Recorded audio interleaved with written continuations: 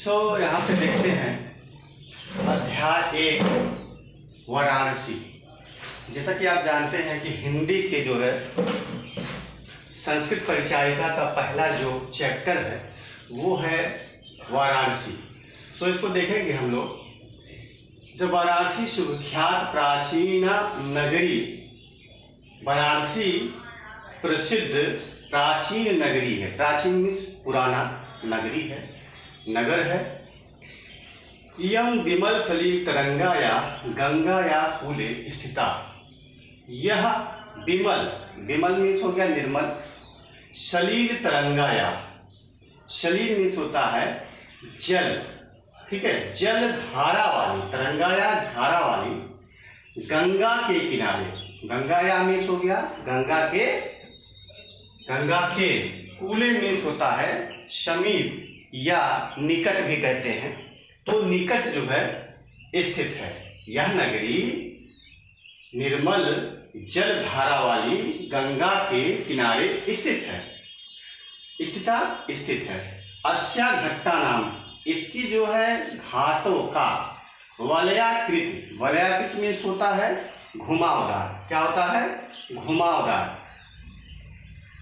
पंक्ति धवलाम चंद्रिकाय बहुराजते, पंक्ति मानी होती है जो उसके किनारे जो रहती है, धवलाम मीन्स होता है श्वेत, चंद्रिकाय मीन्स होता है चंद्रमा के, बहुराजते मीन्स बहुत सुशोभित होता है।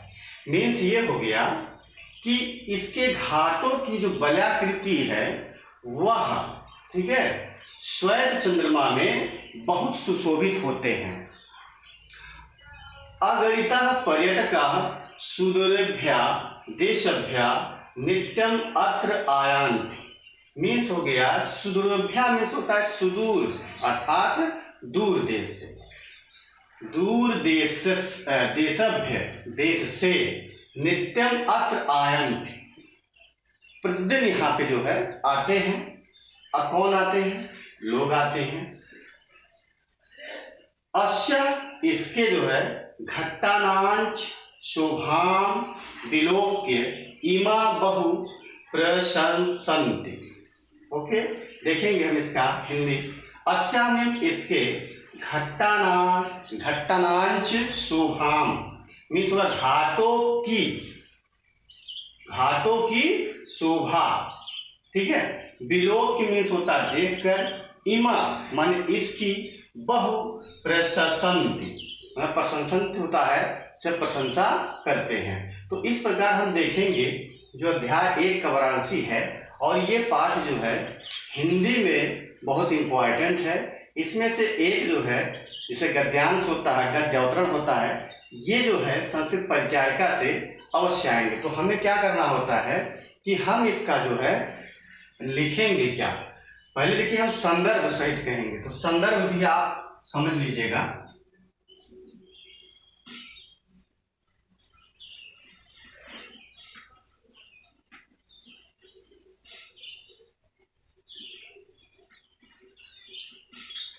संदर्भ, अब देखिए संदर्भ में आप ये समझेंगे कि संदर्भ आपको लिखना होगा।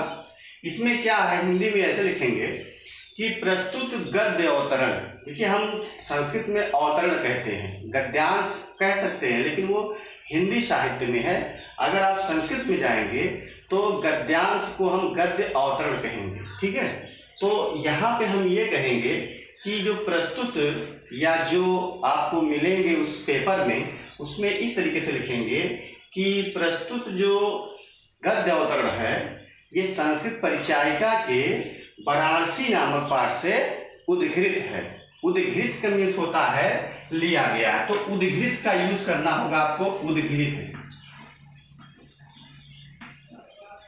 ये वर्ड आपको यूज करना रहेगा, ठीक है, उद्धृत है। तो और इसमें क्या है, इसमें वाराणसी की शोभा को बताया जाता है, ठीक है। इसमें जो है वाराणसी के शोभा का वर्णन हुआ है, उसकी सुंदरता का वर्णन हुआ है, जो नगरी है। तो इस प्रकार से हम देखेंगे। उसके बाद में हम क्या लिखेंगे, व्याख्या लिखेंगे। तो व्याख्या आपको बता दिए गए हैं पहले से, व्याख्या लिखेंगे।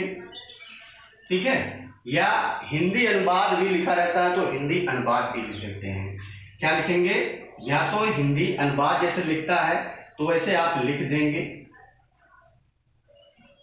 हिंदी अनुवाद, ठीक है। तो इस प्रकार हम देख सकते हैं कि जो आपका पहला जो है गद्य अवतरण अर्थात जो गद्यांश है, ठीक है, ये आपके लिए इम्पोर्टेंट है। और मिलते हैं दूसरे, बताएंगे आपको दूसरा जो है गद्य अवतरण कैसा रहेगा, इसमें हम बात करेंगे। तो इस प्रकार से देख लेंगे। कुछ इसमें मीनिंग्स होते हैं, शब्द होते हैं जो कि टफ होते हैं, थोड़ा उसमें कठिनाई होती है, तो उसको हम देख लेंगे कि मतलब कौन कौन सा ऐसा है कि जो टफ है। जैसे विलोक्य मीन्स देख करके, आयांत माने आते तो जाता है, जैसे आयांत आते हैं ये तो स्पष्ट है। प्रशंसा मीन्स हो गया प्रशंसा करते हैं, ये भी स्पष्ट है। बहु माने बहुत ज्यादा, ठीक है। अगणिता मीन्स असंख्य, अगणिता पर्यटका माने अंग मतलब असंख्य पर्यटक जो है सुदेरेभ्या दूर देश से, ठीक है, नित्यम अत्र आयन्ति प्रतिदिन यहाँ पे आते हैं। तो इस प्रकार हम देखेंगे कि अध्याय 1 का वाराणसी जो है बहुत इंपॉर्टेंट है। सो देखते हैं दूसरा।